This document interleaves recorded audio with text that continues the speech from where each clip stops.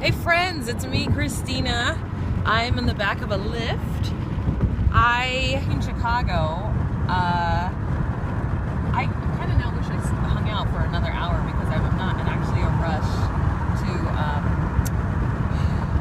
New York. And I was like, oh, maybe I should have made a trip about seeing Chicago. I'm just so tired, you guys. What did we just run? Did we run over something? I had no idea who Bernie Sanders was. It's okay. He's gonna learn.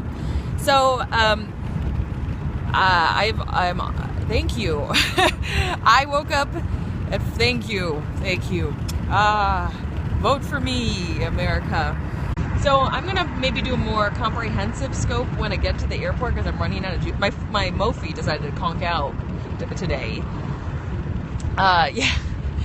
So this is the secret that I've been holding on to is 2 days ago I received an email from the Bernie Sanders campaign and to meet Bernie Sanders with a few other Asian Pacific Islander American leaders and stuff like that.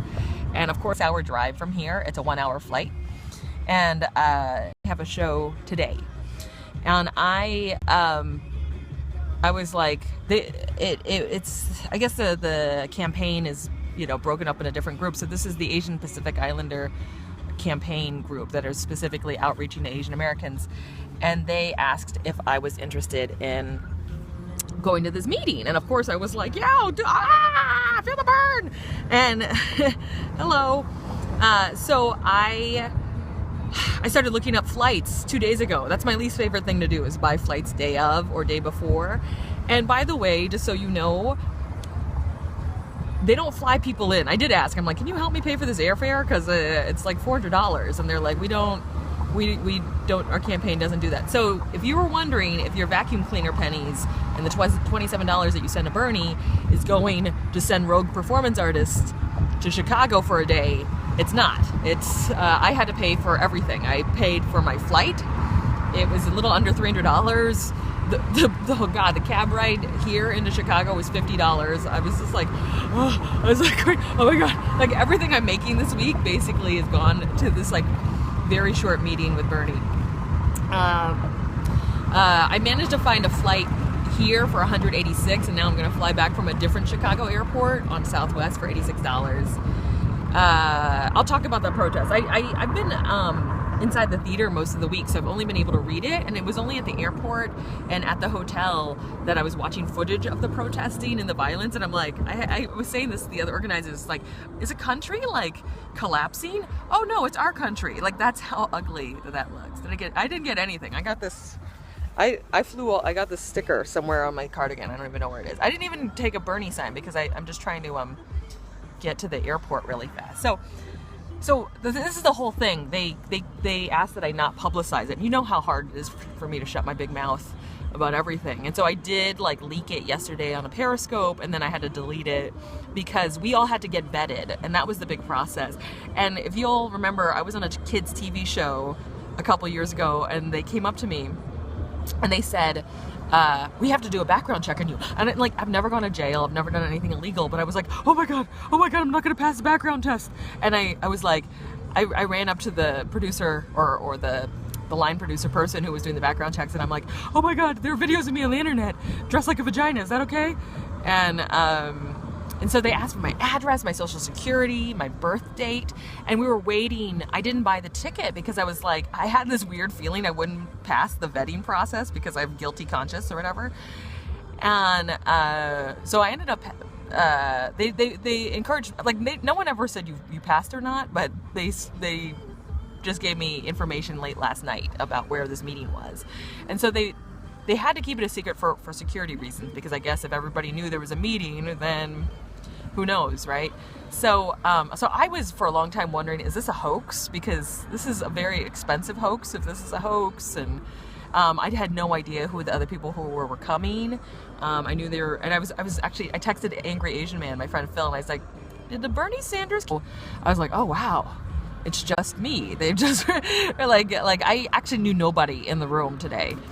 I think I'm losing a connection, you guys, because I see this blacking out. Can you all hit the hearts if you're still there? Because I can't tell that you can still see me. Oh, there. Great. Thank you. Okay. Wait. Okay. So I bought the tickets yesterday, right before I performed. And I was just like, I can't believe I'm doing this. I'm flying to Chicago for the day, and I'm going to go back to Minneapolis and perform. There's lots of South Asians there, actually. A lot of South Asians. And other, like, West Asians. It was actually, it wasn't all East Asian-y. I thought it was going to be. So yeah, over too many South Asians. Wait, I don't have their names, but one was a guy who was running for office. There's a lot of government-y types, like real, leadery types. I was the only comedian performer in the room, which made me really self-conscious. Cause the way people were talking about policy and government and stuff, I was like, wow, what are they talking about? Like, they were like insiders.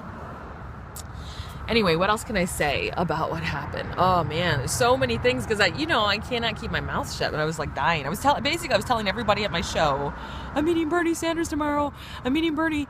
And the funny thing is, this guy from Bumble showed up, cute, like it was someone I had barely conversed with. And I said, come to the show. And he came to the show. And then I was like, who are you? And he's like, how did you come to the show? How did you get here? And he's like, you told me. And I was like, oh, are you from Tinder? And he's like, the other one. I'm like, Bumble? So awful. And he kept lingering to hang out. And I said, I'm so sorry. We'll never know if we had a future because I got to go wake up early for Bernie tomorrow. Bye. So I slept in my tights. You see my tights? I wore my tights. I slept on the couch in the apartment that we're staying with. And I set the alarm. I packed everything. He offered to let me see him today, but girl, I got to strike a set. And hello, I'm in with the president now. I don't have time to mess around. And I have two new ones from Tinder coming tonight. So it's too much, just too many people, you guys, too much. Watch out, an Asian. Yeah, watch this. So, okay, back to it. So oh my God, Minneapolis airport. No, I'm so glad people warned me. The lines are crazy long, so long. And I got there I decided to just wake up at 3 a.m. I got to the airport at 3:30. I was cutting lines, like, cause this is all I packed, is this bag, right? So I was just cutting. And I was just cutting the lines. And I got there, and then, like, there was a restaurant area that had not opened. And so I just slept. I slept, on the little couch or the little seats, the set aside for the restaurant that hadn't opened yet. I have been a good artist in residence. So then I got in the plane, totally fell asleep on the plane. And the woman next to me had to wake me up when the plane landed. Then I took a taxi, which was $50. You guys, this is like the most expensive. It would have been cheaper for me to hire a prostitute. Not that I'm into that, but or get like massaged for 8 hours than what I paid today to meet Bernie Sanders for 20 minutes. So, but I'm just really pumped and excited, and I just never experienced something like that. And I've seen, images of like presidents doing meetings and stuff like that. So anyway, at the secret address, I couldn't reveal where I was going. I took this taxi, so goddamn expensive. And I was just like, oh my God, I'm going to have to sling more t-shirts when this is all over because this is just so expensive. And so I get to the hotel, and there's not a lot of signs that Bernie's going to be in the house, except for a sniffing dog. There's a cop and a sniffing dog going around. There's one guy with a Bernie shirt, and there's all these people in green because it's St. Patty's Day, right? So there's all these St. Patty's Day like things, and I'm like, is that a Bernie thing? There's all green tutu. Oh, it's St. Patty's Day. I'm going to get to all your smell questions in a second, you guys. Hold on. So anyway, I'm sitting in the lobby. I'm periscoping. You can watch the periscope earlier. I text the people. They're like, you can go to this ballroom. So I go to the ballroom early, and it's a conference table. And I talked to them briefly on the phone. I was like lying on the carpet, like trying to sleep rest, and ask about what the hell is happening tomorrow. I don't understand. This is so mysterious. And there are other people who flew in. They flew in from New York. Like, nobody was from LA. And it was all sort of organizers and insiders and like legit leader types. There was no other comedians. They tried to get Melvin Marr from Fresh Off the Boat to be here, but I think he's shooting something. So I'm the only yo-yo who's like, oh, I'll do this on top of performing a show. So I had my first pick of any seats. You can Google him. I don't know what his job is on Fresh Off the Boat, but he has a pretty big shot job. So I sit. My neck hurts from sleeping all messed up. It's going to screw me up tonight. So I sit in the seat that's going to be closest to where Bernie is, and they asked me, do you want to ask him a question? And I was like, yeah, I want to ask him a question. But, they're going to give me the questions ahead of time, because the questions I would ask, they would probably never invite me back again, because they'd be all like Elizabeth Warren, or like, I don't know, I would just ask really silly, obnoxious questions, or like make weird jokes about like, hey, Bern, you and I, we both eat Chinese food on Christmas. So it's really good that they gave me this one about healthcare, and I began to phrase it around mental health and people of color, because that's what one of my shows is about. Wong Flew Over the Cuckoo's Nest, for those of you who know me, it is about the just lack of access that people of color have to healthcare in general, and a lot of that stigma, language, and lack of culturally competent practitioners. But I had a thing about that in mental health, and I was going to go second. That was what was agreed. But all these people were filtered in the room. It was about 20 of us. So there were kids from Columbia College. There were people who were running for government. I wasn't clear what everyone did. There was one person who used to work for Obama's campaign, and now, what is his deal? He works for Funny or Die in DC. So it was like, but you could tell everyone was like in Washington. They had like a sense of politics and what's in Washington. And I was like, oh wow, like I just tweet really crazy shit all the time during the debates. Like I don't follow this. And so I write down my question, and it's a mess, and I'll post it later on Instagram because it's really messy, but I rehearsed it with one of the organizers, and she said, that gave me chills, that was great. So we're given these instructions. Yeah. We're given these instructions that when Bernie comes in, let me tell you the pee-pee story first. So I asked, do we have time to go pee? And then she said yes. So I go pee. You don't need a description of what that is. Then I go back to the ballroom, and there's a Secret Service guy, and he says, I can't let you in. And I was like, what? They told me I could pee. And he's like, I cannot let you in. And I was like, he's like, you need a pin. And I was like looking around, and I was going, oh my God, I flew all this way. My bag is in there. My phone is in there. And I was like, can you just ask someone in there to vet for me? And he's like, I can't let you in. And I was like, but they told me I could pee. And so basically, yeah, I was freaking out. And then he's like, you can ask those people, and they were hosts. And I was like, please tell them I just left for pee. And then so she walked me in. But that was like this moment of like, no, I'm gonna get locked out. Oh no. And so we come in, and the organizers give us instruction that we should be standing behind our seats. So imagine it's a conference table. We should be standing behind our seats. And when Bernie comes in, and then they were like, okay, Kristina, you're going to be the first one to shake his hand. And then you're basically a carousel. We walk a whole circle around the table until we end up back at our seat again. And then we sit. And I was so confused because it just seemed silly to walk a whole circle around this long table to shake his hand once. And then, of course, I'm like going, how am I going to get a photo of this? And is it appropriate to shake his hand with my phone in my other hand? And stuff. Oh my God, I was so terrified I couldn't even hug him. I was just like, I got his, I'm getting to that. You're all asking what his hand felt like. He did put his hand on my back. It wasn't gross, you guys, but I felt the burn. It was warm. That 74-year-old hand was warm and tender, let me tell you. All right, now you're all getting dirty, but okay. So and like the door on the side kept opening, and I was just like, oh. It reminded me of like when I was on the Nightly Show and Larry Wilmore, they were like, Larry's coming. I was like, oh my God. And I'm like standing at attention going, oh my God, Larry's coming. With like different agent types like walk in the door, and I'm like, oh God. And then he comes in, and I'm like clapping, and then he takes the seat. And I'm like going, before that, I'm sorry, there's a congresswoman named Tulsi Gabbard, and everybody knows who she is, I guess, except for me, but she's been campaigning, I think that's her name, she's from Hawaii, and she's been campaigning with Bernie Sanders. She's half Samoan. She was actually born in American Samoa, and I felt so like such a dum-dum. I shook her hand, I'm like, who are you? And she's like, I work in Congress in Hawaii. And I was like, oh my God, You're important. And then, of course, I Googled her later, and I was like, oh my God, why don't I know who she is? Like, she's like really articulate, obviously. She's a politician. She's amazing. So anyway, so I'm waiting for Tulsi to give the first handshake, and we all go around. And then, so Bernie Sanders is basically, all right, everyone, sit down. We don't have a lot of time, but just sit down. And so I'm like, oh, there went my handshake carousel. So we all sit, and he has us all go around and say our names. There was no PGP, but you know, whatever. I guess he's old school. He doesn't do that. But we all just said our names. And I just remember my name, mine was the last name, and I was like, Kristina Wong. I was like so scared. I was like, I can't believe I'm looking at Bernie Sanders right now. This is so crazy.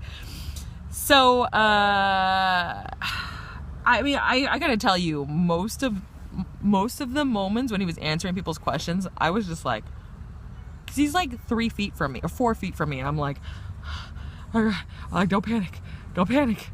I mean, he's so accessible, but I was just like, so panicked. So the first woman asks her question as was prescribed. Then I'm about to ask my question because I was like, they told me you're going to ask second. And then a woman down the table asks a question. I was like, and it was about healthcare.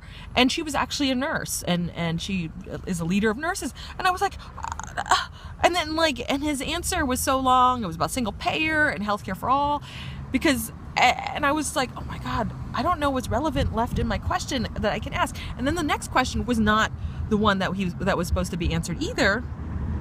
It was about Israel and Palestine, and that's a complicated answer that I cannot repeat quickly. But he did say, listen, I don't have a perfect solution. I don't think anyone does. And then you'd have to look up what the rest of the answer is, because I don't want to script it. But I was just sitting there going, looking at my questions. Oh my God. And I'm looking and going, oh my God, Bernie Sanders. Oh my God, my question.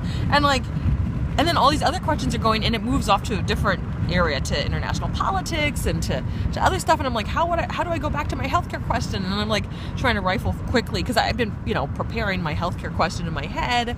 And I was like, and then he's like, wait, we have time for one more question. And he keeps calling people across the table, and then it's over. And I'm like, oh my God, this is worse than the nightly show. Like, I didn't get to say anything.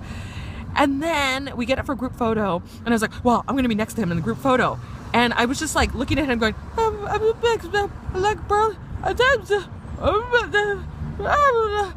and then he actually puts his arm around my back for the group photo, and I'm like, oh my God, I feel Bernie Sanders' hand is on my back, getting my back pregnant. Oh my God, Bernie Sanders, your hand is so warm.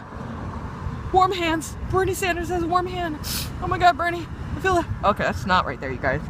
Oh, I felt the burn. I'm not going to wash this dress. And I couldn't even reach to shake his hand, because I think I watched that Larry David sketch on SNL where that version of Larry David doesn't want to touch anyone's hand. And I was like, oh my God. So, guys, I'm running out of juice right now, but I'm going to keep telling the story until we land. Or until we end up at the airport. So that was it. I was totally... And then Tulsi Gabbard, the congressperson from Hawaii, basically was like, well, I know we didn't all get questions in.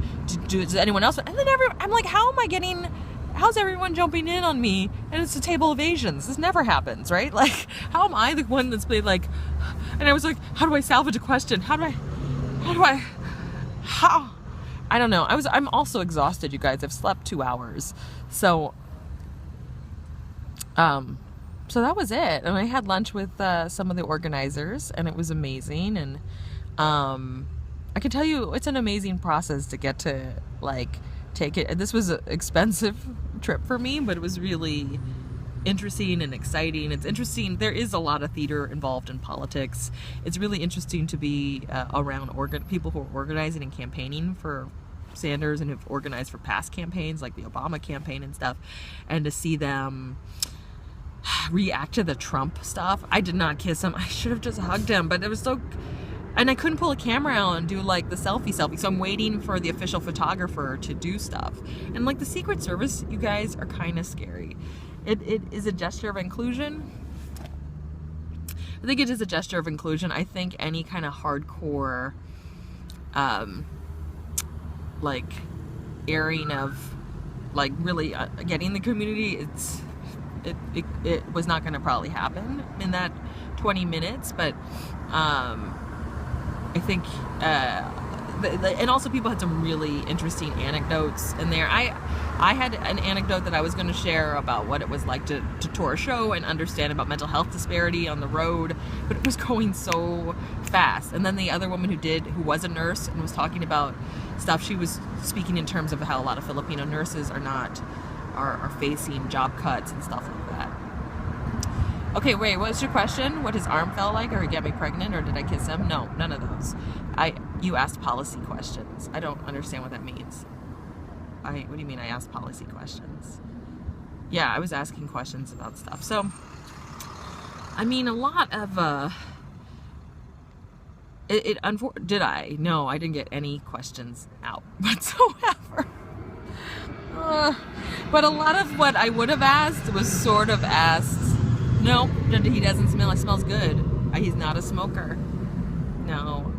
So, I'm a little disappointed in myself for not jumping in, but then all the other Asians jumped in, and it's like you can't go, hey, you know, and Tulsi was like, maybe next time you'll get a question in, and I was just like, what happened? But I also am like, there's a section in the Wong Street Journal where I talk about the natural sarcasm of my voice, which makes me very like self-conscious about speaking in situations where I have to be super sincere, or in this case, like super like, you're with a politician, you gotta be super serious. She might have been. Yeah, that's the same Tulsi, I think. But I think there will be a next time. The campaign was very happy I was there. I was happy to be there. I was happy that I could be like this cool, crazy performance artist that was repping. You know what I'm saying? So I felt really like proud that I could be that. Yeah, seriously, right? No, Tila Tequila was not there. She's probably at the Trump campaign, looking for Illuminati supporters. And that's it. I could go into more detail, but thank you so much for hanging in there. I wish I had cooler stories of stuff, but it was very brief. It was a meeting. It was a closed and private meeting. His schedule is just so rushed and nuts. Yeah, it's an amazing story, and I don't regret spending the money and doing it. And I'm flying Southwest. Yeah. So, and now I have to do a show. But it was fast. He did not have a cigar. It's the nature of the beast. It is very quick. And a lot of it feels very scripted, which is frustrating with politics, is that it feels like that I did not feel like it was like we were tokens that like were representing. I also do feel like the language that he uses to describe the systems that systematically exclude people of color, like, thank you. I'm at the airport now. He did like point to the systems that exclude people of color. Now I'm feeling dizzy. Sorry, we were talking about voter suppression. That was one question that came up, and he was just saying that there's a lot of systems that exclude people of color, that have shut out voters, that it should be legal, that everyone should automatically be registered to vote when they turn 18. So anyway, that's that. I'm gonna go get I'm here 3 hours before my flight. I don't know what the fuck I'm gonna do.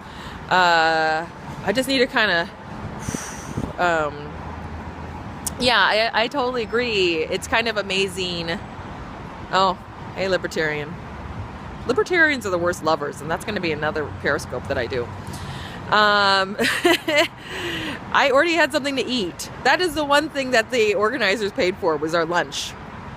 So it cost like $500 and change to get out here, and I got like $18 lunch at the hotel.